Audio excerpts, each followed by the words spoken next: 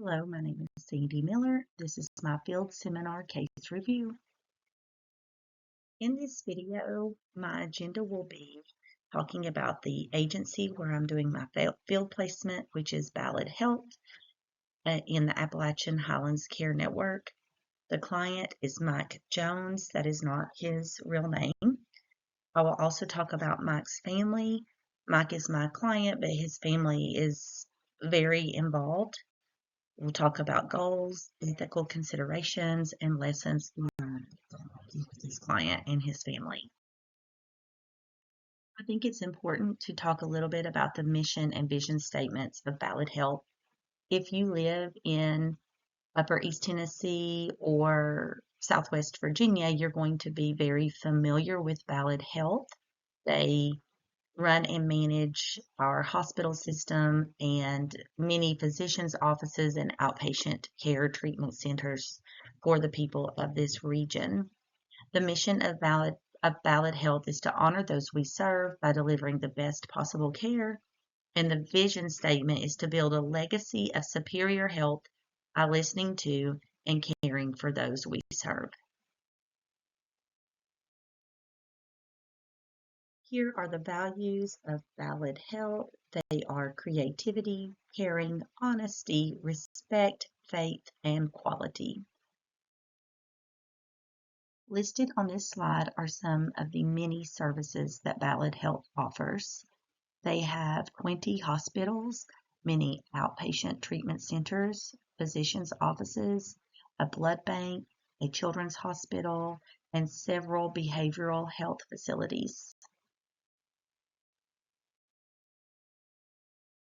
Appalachian Highlands Care Network falls under Ballad Health under the VP of Population Health for Ballad. And within Appalachian Highlands Care Network, there are many programs. The Community Health Worker Program, which I am part of. There is also a Peer Help Program, an SBIRT program, a tobacco cessation program, Strong Starts, Strong Families. You all may have heard of some of these different programs available to people. All of that falls under Appalachian Highlands Care Network. My group primarily works with adults over the age of 18 who are uninsured. There are some exceptions to the insurance part, but primarily adults over the age of 18 who are uninsured. This is a program that I love. I know you all have heard me talk about it. I think we get to do things that are really often out of the box, and we really get to fall under the value that Ballad has of creativity because we have to be pretty creative working with our clients sometimes.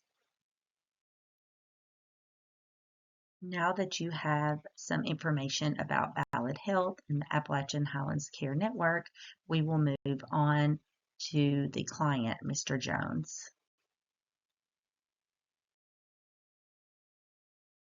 My client is Mr. Mike Jones. Mike is a 21-year-old man.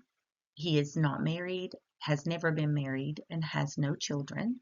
He currently lives in a mobile home with his father, his brother's girlfriend, and their new baby. This baby was born in January. Their home is in need of quite a bit of repair. He was born and raised in Tennessee and has really never left this area. He has a diagnosis of schizophrenia, and this is the basis of many of his problems that he's having. He also has trouble with his knee, and his blood pressure tends to run pretty high. He had a dental appointment not long ago, and his blood pressure was so high they would not complete his dental work. So that is problematic. His meds for his schizophrenia make him gain weight, so that is very problematic. So currently he has quit taking all of his medicine. He says he is doing okay with this, but he is not sleeping well and he has been drinking, and I'll talk a little bit more about that in a little bit.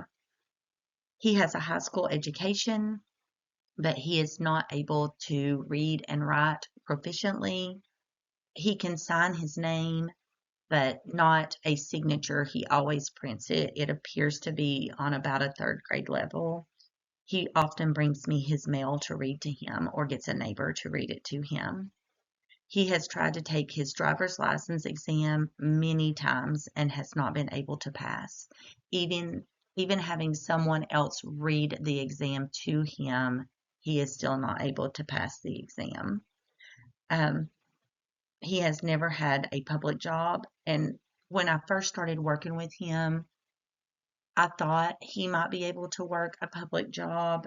At this time, I don't feel that he could consistently maintain that, getting up every day and being at work at 8 o'clock and working until 5. I don't think he could maintain that kind of schedule. So we are in the process of working on disability for him. Mr. Jones was initially followed by a community health navigator in 2024. The navigators always get the initial information on patients, and this initial information was obtained during an inpatient mental health stay. So I didn't begin working with this patient until August of 2024.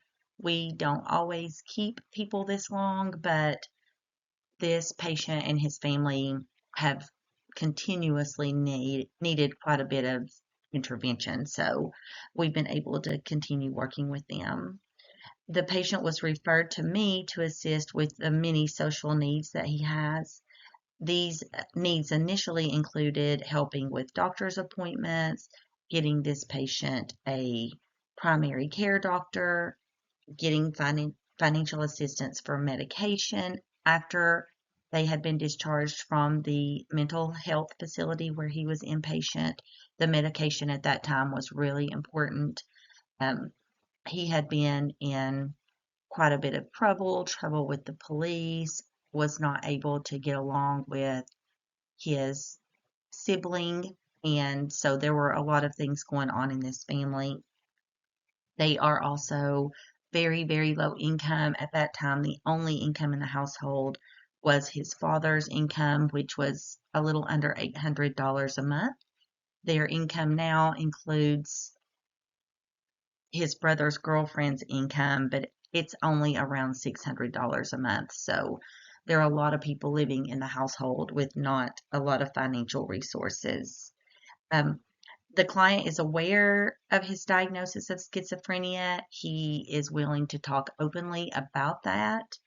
His brother, who also has schizophrenia, will not talk about it. He is actually taking the monthly shot for his schizophrenia, but he says it's a shot for weight loss. And when he talks about having schizophrenia, he gets very tearful and distressed. But this client, who is the younger brother, understands it. He did tell me actually this past week that he feels that he was misdiagnosed. He thinks he really has ADHD. So I told him to discuss that with his behavioral health provider. He has an upcoming appointment. So he is aware of this diagnosis, though, and is willing to talk about it. It became clear that the client needed more hands on when the navigator was working with him than the navigator could assist with, because they need people to come out and physically in person do things with them. So that's how the patient got to me, was referred to me to assist with the many social needs that he has.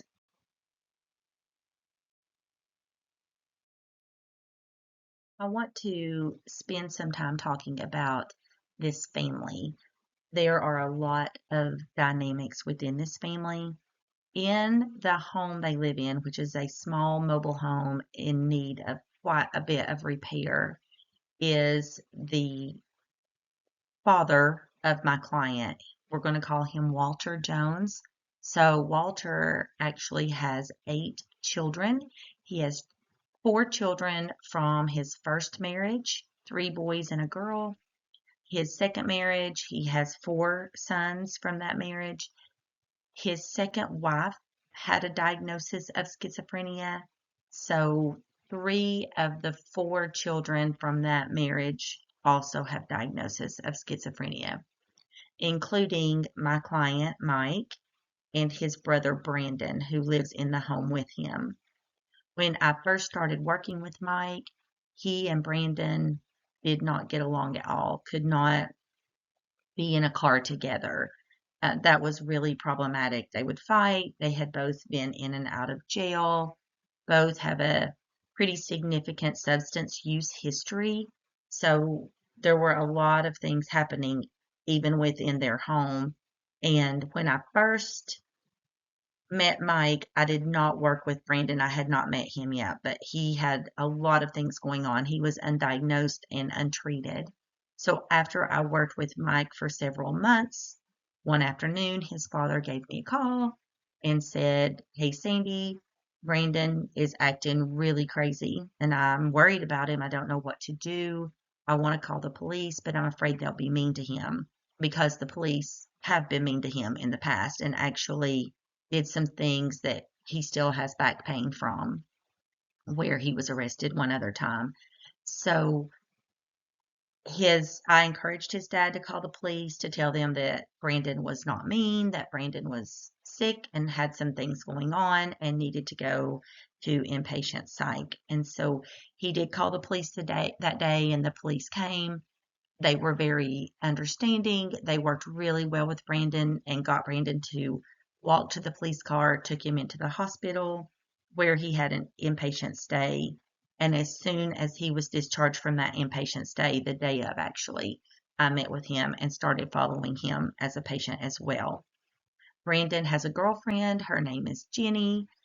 Jenny and Brandon lived together. When I first met Jenny, I met her the day that I met Brandon in person. She had been in jail. Brandon is 29 years old. Jenny is 20. And so she had been in jail for a 30-day stay, had just gotten out.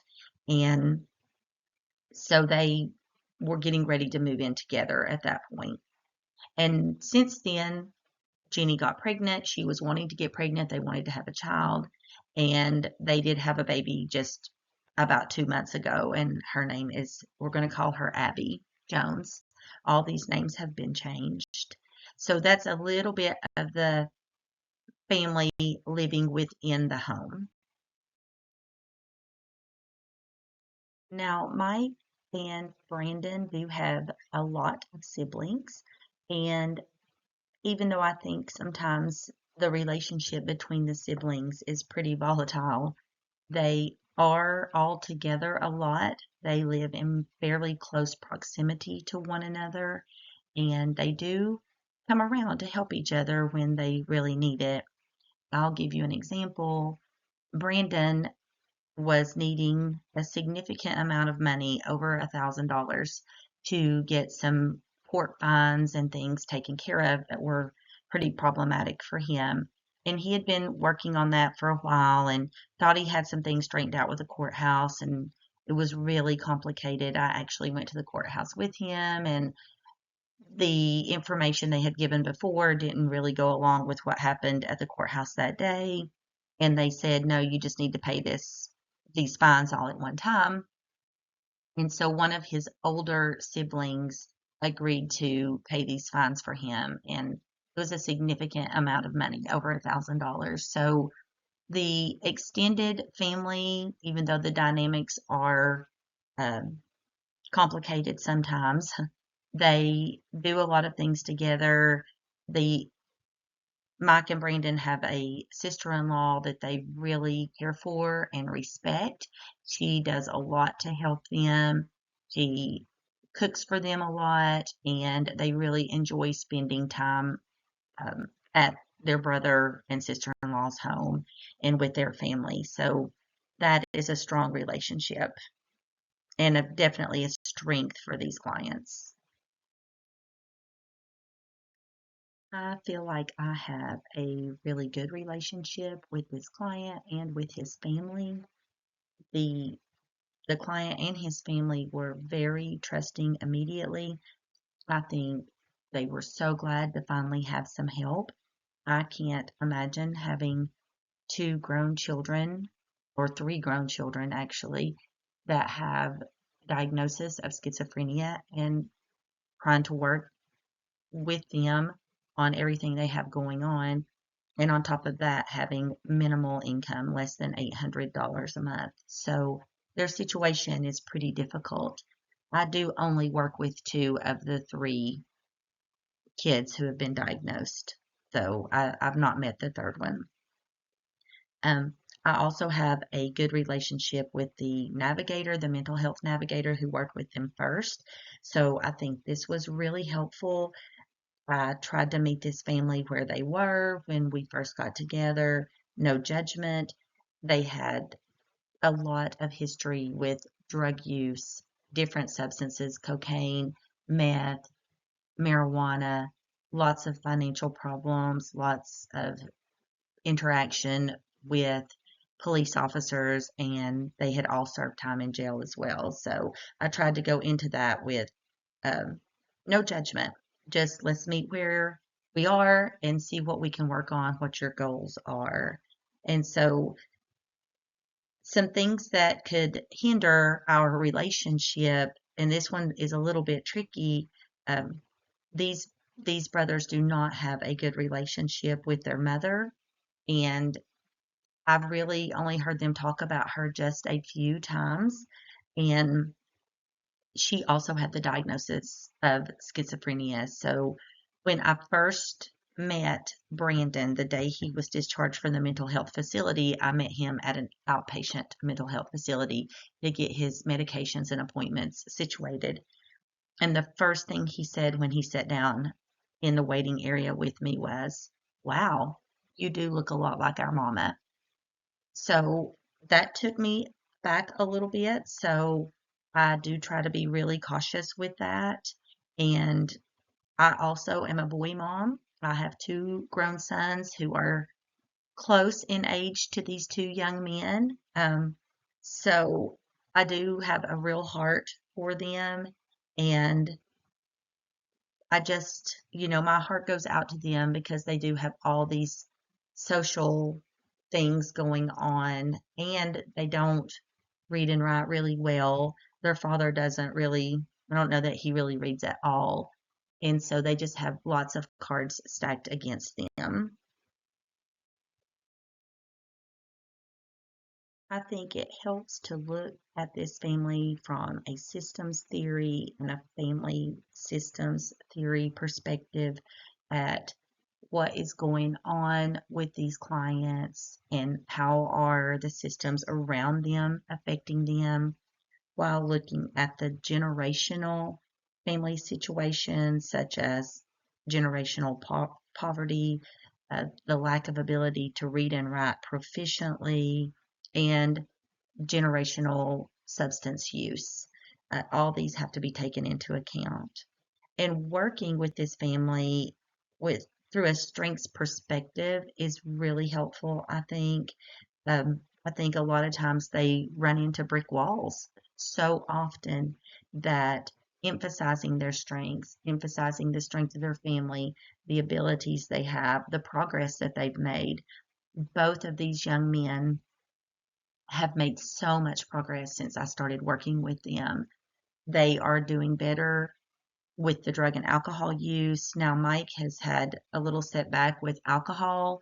He called me a while back and said, "Sandy, I've been drinking, but I wasn't telling you about it." And so we actually went to a mental health facility. He was going to do walk in and do detox, and the service was not great there, and it took them a long time to evaluate him. He'd had an ER stay earlier that week and was discharged to another treatment center, which he said they just wanted to give him medications and he didn't want to take medications. So he left there, and he ended up walking out of this one as well before they were even agreeable to do an evaluation. But that took about 3 hours. So he was frustrated, and rightfully so, in my opinion. And I talked to him this week. He said he hadn't drank in over a week and he was planning to go to church with his sister-in-law this weekend. So I'm excited to hear how that goes. So looking at these strengths and pulling out the things they are doing well, the fact that they're not using illegal substances, the fact that neither one of them have been in jail in almost 2 years is really, really important. Looking at Brandon and what a great father he is. He is really a good father to the new baby. So pulling out those strengths, I try to reinforce that all the time. So the practical and personal wisdom derived from working with this family. I want to talk about patience and perseverance, especially. I think these are keys to working with this family. This family has many of the same problems month after month. And the father draws, just a little bit of money, less than $800 a month. And Brandon's girlfriend, Jenny, she draws about $600 a month. And that is not very much money for four adults and a baby to live on. They are constantly having very high water and power bills. Their water bill this month, I think, was $549, I believe. And last year we had a $1,200 power bill. And so we've utilized so many of our community resources that it's hard to continue finding assistance for them. And some of these resources have even been available more than once. So being able to help them with some of these same problems over and over again is difficult and frustrating for them, and honestly frustrating for me. But when you don't have any money, it just kind of is the same problems over and over again. And some personal wisdom and insight from working with this family, I really enjoy working with them. They are always thankful for any assistance. And I just can't imagine not being able to read or write proficiently and trying to navigate the world in this day and time. This would make life so much more difficult. I have always been able to read and write well. I love to read and write. Teaching this to my own children was so important to me. And I think this gives me even a different level of empathy for this family. And an example of this is TennCare sent this father a packet of important information. The cover sheet said, read through this carefully so you do not miss important information. This packet was 184 pages long. It's numbered. And so this was hard and very time consuming for me to read through. It actually did contain very important information, but that's just one example of some of the many barriers that this family faces. For some final thoughts on this client, I want to start by looking at goals for the client. And of course, these are goals the client has and that I have for them, not necessarily goals that I have made up for them. I try to always look at what the client wants, not what I want. So, not drinking alcohol is a new goal. He seems to be doing pretty well with that. Staying out of jail and out of trouble is an ongoing goal. Getting along with his brother is an ongoing goal, and we've reached several goals set in the past. Getting health care and getting insurance for him. He had TennCare but recently lost it. He's aged out. So another goal is working on SSI for him and for his brother. And I have a great SOAR representative who's helping me with that right now. So I'm excited about that.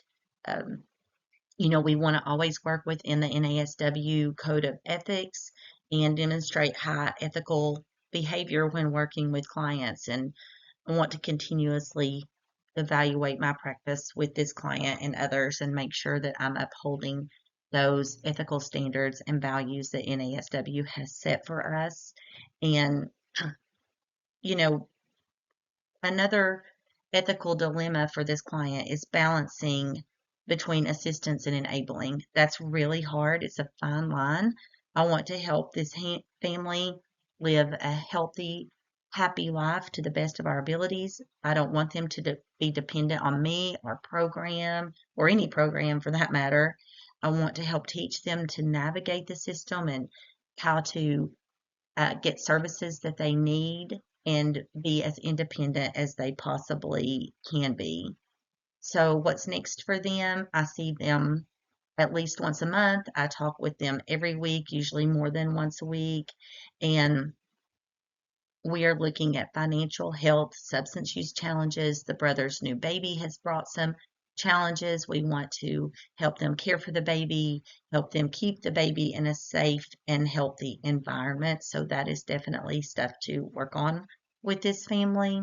And um, I have learned that everybody lives differently. That's okay. The lifestyle I live is not for everyone else, and that is also okay. I want to work within what this family wants for themselves. And so, questions for you guys, really, schizophrenia, how to work best with the clients that have schizophrenia, how to help them be independent. I know for this for this project, we were looking at a client need, an ethical dilemma, or a agency or community concern, and look at possible interventions or responses between all of us. So, any suggestions on better working with this family, helping them to be more independent, encouraging them to continue taking their needed medications is always, always a struggle. Thank you.